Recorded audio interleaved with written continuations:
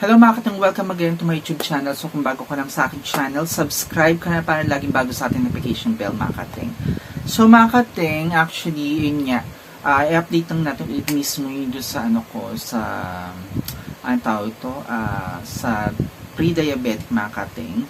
So yun naman, so lagi ko siyang minimonitor mismo yung aking sarili every morning. So umiinom ako mismo ng ano nga, ng ang tawag, metformin. Tapos, sa gabi naman is mismo yung simvastatin. So, tinry ko muna siyang hindi uminom ng simvastatin kagabi. Tapos, iyan mismo yung kaninang umaga, hindi na ako uminom mismo ng metformin bago kumain. So, kumain muna ako nung morning ng mga 6:30. Ayun, 6:30 siya na lagi ako kumakain ng ng umagahan ko. So, hindi muna ako uminom ng metformin makateng. Then, after 9:30, dun mismo ako nagturok. So, 3 hours siya ng pagitan bago ulit ako nagtusok mismo makatin ng ng glucose ko. So, it's 90 siya, yung mismong glucose ko. Kahapon ganun din, every nagtutusok ako ng morning na hindi muna ako nagme-metformin nag-uumagahan ako. So, pagkatapos ko na doon ako sa tanghalian uminom na ng metformin. So, tinitingnan ko muna mismo yung yung level ng ko ng glucose ko. So, kahapon it's lang siya, 82. Tapos ngayon, it's 90. So, ayun mismo makating yung mismo mini-monitor ko mismo yung glucose ko. Then, actually, hindi na ako nag-sugar na mismo yung mga sugar na kagaya yung pag magtitimpla ka ng kape, makating, ilalagay mo ng 1 scoop yung sugar mo or half scoop mismo half scoop siya makating o kat 1 teaspoon niya, hindi na ako nag-ano makating. So ang ginagawa ko, ito na yung mga binibili ko na na sugar. Ito siya makating. Hindi ako nag-ano ng equal kasi mas okay itong mismong stevia makating. Ayan, ko lang sa yun itong stevia na stevia na tablet. Ay, ano ba yan? Yan, stevia na tablet siya makating. Nakita ba siya? Ayan. Ito mismo, maliit lang mismo yung tablet nito. Then, ito naman yung stevia na mismong powdered sugar siya. Pero, as in, konti lang talaga maano mo to kasi nakalagay dito it's zero zero sugar siya. Then mismo yung cholesterol niya it's zero din makating, sodium zero, lalo na yung sugar makating na zero. Then protein zero, saturated fat zero, as in lahat siya zero makating. At maganda naman yung equal pero mas maganda tong mismong etong nabili kong green stevia. So, ito din ni-recommend sa akin ng sister ko na diabetic. So, ito siya. Ipapakita ko lang sa inyo makating mismo niya. Ang tawag nito. Ang tawag nito, tablet niya makating. So, ito yung nilalagay ko sa kape. So, yan makating. Kita ba? Ganyan lang siya kaliit makating. Ayan makating. So, ito, once ko lang siyang inaano pagka nag-ano ako ng coffee. Nagko-coffee kasi ako sa umaga. So, dati kasi ako mismo ng, ayan, sinabi ako ng doctor na na diabetes na raw ako. Pero hindi niya ba lang na borderline pa lang ako. Kasi nagtanong din ako sa mga kaibigan ko na nurse. Then, sinabi nga nila na dapat, dapat nasa borderline ka pa lang. Pero, it's nasabihan ka na diabetic ka. Kasi nga, it's namin niya. Yung tatay ko, it's namatay siya sa diabetes. Siya basta, siya ano ba tawag ito? Kasi dalawa yan ng diabetic, di ba? Sa 1 tsaka sa 2. So, sa papakot sa 2 siya. So, yung kapatid ko 2 rin. Pero yung kapatid ko na babae, it's nag-ano siya ng insulin na. So, yung makating, it's nag-ano siya ng insulin sa tiyan o kaya sa legs niya. So, kasi yun daw, hindi na gumagana mismo yung pancreas pag ganun na. Pero sa akin naman, it's Yan, pinakita ko mismo doon sa mga, ano ko, dati kong mga kaano na kaibigan na nurse. Ang dalawa kaibigan ko naman talaga sila. Yan, pinakita ko sa kanila, it's ano siya, ang ano ko sa it's 120.91. So, sabi nila, it's ano pa lang daw yun, pre-diabetic. So, ang ano, inano lang sa akin, lang sa akin ng mga kaibigan ko, ano lang daw talaga, mag-diet ako. Pero yung sa doctor naman, binigyan niya agad ako ng metformin. Sabi niya kasi it's diabetic na ako. So, para naguguluhan ako mga kating. Pero, kaya nga ginawa ko, it's, tinitest ko lagi siya mismo yung ano ko, glucose ko every morning. Kasi malalaman ko doon, mismo doon sa ano ko na kung sobrang taas. So, hindi siya nagiging 100. Dati pinakita natin, it's 100. Siya yung naglagak mga kating. So, yun, kasi kumakain pa ako ng konti ng sugar noon. So, actually, hindi ako kumakain ng sugar noon.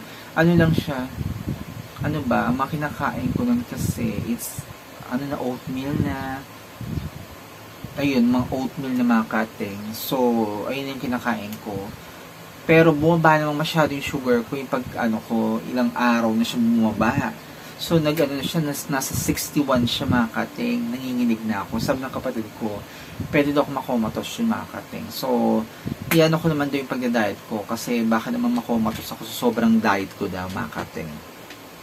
So, ito naman tong ano to, powder na to. Ginagamit ko siya mismo sa ano rin.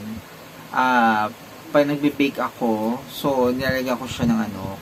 Kunyari, magbe-bake ako ng ano, ng mamon. So, naglalagay ako nito dalawa na sachet. Kasi, ano naman siya, matamis naman siya kahit papaano mga kating. Pero hindi siya ganun katamis yung sinasabi natin na ano, yung mismo sa ano, sa, na bibili natin na normal na sugar. Hindi siya ganun katamis. Pero ito, sakto lang mga kating. So, yung iba kasi pagka ano, sabi nila pagka uminom ng ano, nag-take ng mga ganitong ano, sumisipa mismo yung glucose na sugar. Hindi naman siya makating. Normal pa rin yung sugar ko dito sa ano na to, stevia.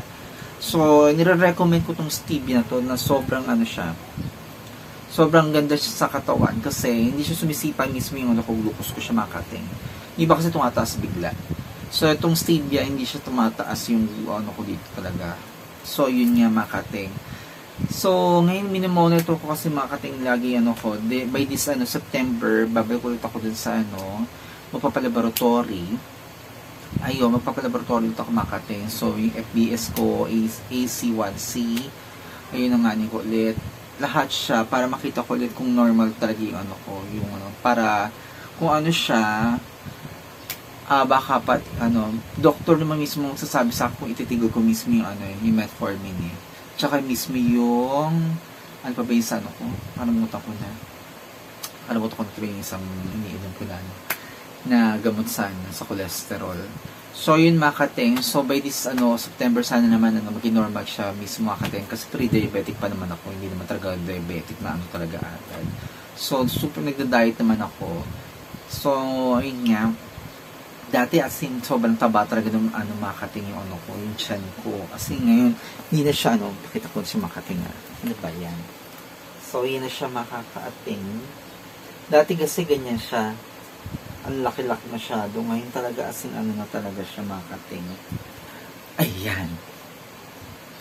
So, yan makating. So, talagang kailangan ko talaga mag-diet talaga siya. Kasi, dati kasi kain ako. Pag nagbe-bake ako talaga, as in, pag may natitira, kakain talaga ako makating. Talaga yung binake ko. Siyempre, super sweet yung pag ako nag-bake. Kagaya ng mga ano, yung mga cookies. Ayan, yung mga cakes. Yung icing, lalagyan ko, papatungan ko pa ng maraming icing yung cake na ginagawa ako. So, yun nga, sabi ng partner ko, dapat hinahinay talaga makating. So, ngayon talaga, naghihinay na ako sa mga kinakain ko talaga. So, kumakain kasi ako ng mga brown rice, red rice, yan yung chicken, minsan ini-steam ko siya, tapos okay, ano ko siya, ang tawag nito, barbecue, tapos ano pa ba tawag to, ginigisa makating. So, natitake din ako kahit konti ng mga, ano yung kagaya gumawa ko ng burger patties dyan. Pero yung burger patties ko makating, mas marami siya mismo yung ano, mas marami siya mismo yung, ang tawag to, carrots. Kasi yung burger patties, talagang patties lang talaga siya makating, di ba? So, sa akin may carrots talaga siya na marami. Tapos nilagyan ko na marami siyang, dahil walang mismong kinchay. So, ang ginawa ko, it's celery siya nalagay ko. So, madami siyang celery. Then, sibuyas, bawang, marami rin siya. So, konti yung ko, imbis na, yung patis ko ng ganyang karaming, mismo yung nilagay ko na beef. Ay, tama ganyan lang ko. Imbis na ganyan karami, kasi pag naglalagay ko ng maramihan talaga, mga kate. So, ngayon, it's 1/4 na lang nilalagay ko sa patties. Dadamihan ko siya ng carrots, mga kating. So, yun, mga kating. So, sana pag-pray nyo ako na maging normal ulit yung aking glucose. So, para at least, kahit naman maging normal siya, balik sa dati, hindi na ako babalik sa dati ng mga kung anong kakainin ko. So, talagang diet na tayo, mga kating. So, yung mga kating, kung nagustuhan nyo yung aking dalagay, mga kating, comment lang kayo sa aking YouTube channel. Kung tama ba yung mga pinagsasabi ko, mga kating. Then, follow nyo rin ako sa aking YouTube channel. Not follow, it's subscribe kayo sa aking YouTube channel, Atenggail. Atenggael. Kung hindi siya mahanap, is Gail P. Pereira. Then, follow nyo rin ako sa aking Facebook account, mga kating. It's Pereira Peñalosa. Doon ako palab sa Pereira Peñalosa. Mismo yung mga ginagawa kong cakes, tsaka yung kapatid ko. Sa kapatid ko is Cakes and Crumbs. Sa akin is Gail Sweet Treats, mga kating. So, yun. Then, follow nyo rin ako sa aking TikTok, mga kating. So, marami pa tayong bablog, mga kating. See you next time, mga kating. Bye!